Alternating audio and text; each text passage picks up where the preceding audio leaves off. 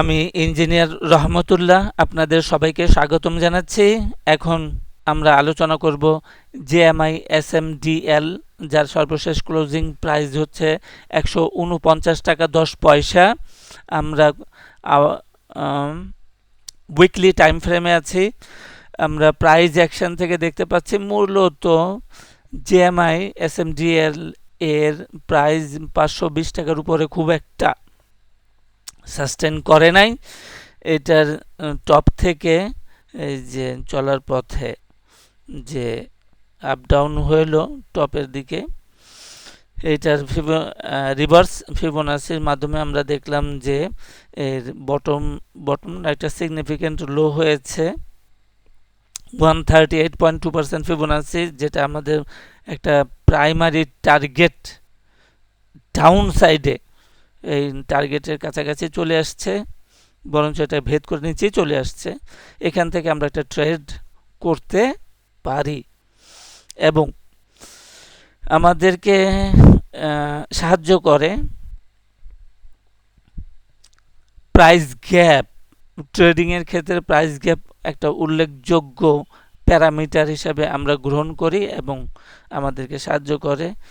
তাহলে আমরা দেখি যে সাধারণত এই প্রাইস গ্যাপগুলাই চলার পথে প্রাইস অ্যাকশনের একটা রেজিস্ট্যান্স হিসাবে কাজ করে। আমরা ফিবোনাসি রেশিওর মাধ্যমে দেখি যে এই প্রাইস গ্যাপ কোনো আমাদেরকে সাহায্য করে কিনা। ইয়েস, 200% ফিবোনাসি লেভেলের সেকেন্ডারি একটা টার্গেটই হচ্ছে সেই price gap fill in position, সেটা হচ্ছে 257 টাকা লেভেলে। তাহলে এই বর্তমানে যে আপট্রেন্ড চলমান আছে, এই 257 টাকা হচ্ছে সেকেন্ডারি লেভেলের একটা টার্গেট।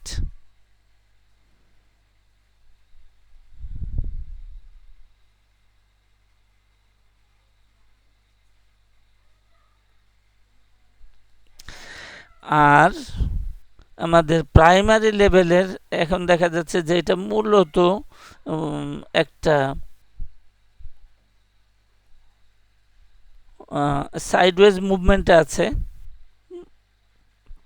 সাইডওয়েজ মুভমেন্টে থাকলে যে টপটাই আমাদের একটা টার্গেট।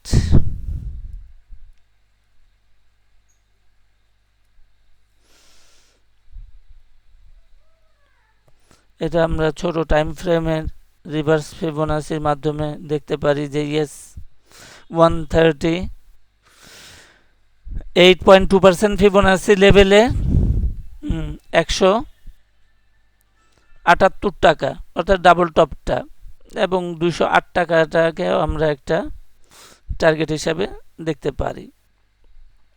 তাহলে প্রাইমারি টার্গেট থাকলো আমাদের ডাবল টপটা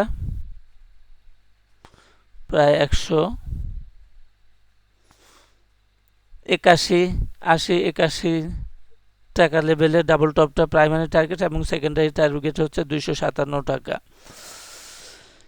ইন এনি কেস, যদি কোনোভাবে লোয়ার লো তৈরি করে তাহলে আমাদের এই বুলিশ ইন্টারপ্রিটেশন সম্পূর্ণরূপে বাতিল বলে গণ্য হবে। আজকে এই পর্যন্তই। সাথে থাকার জন্য সবাইকে ধন্যবাদ।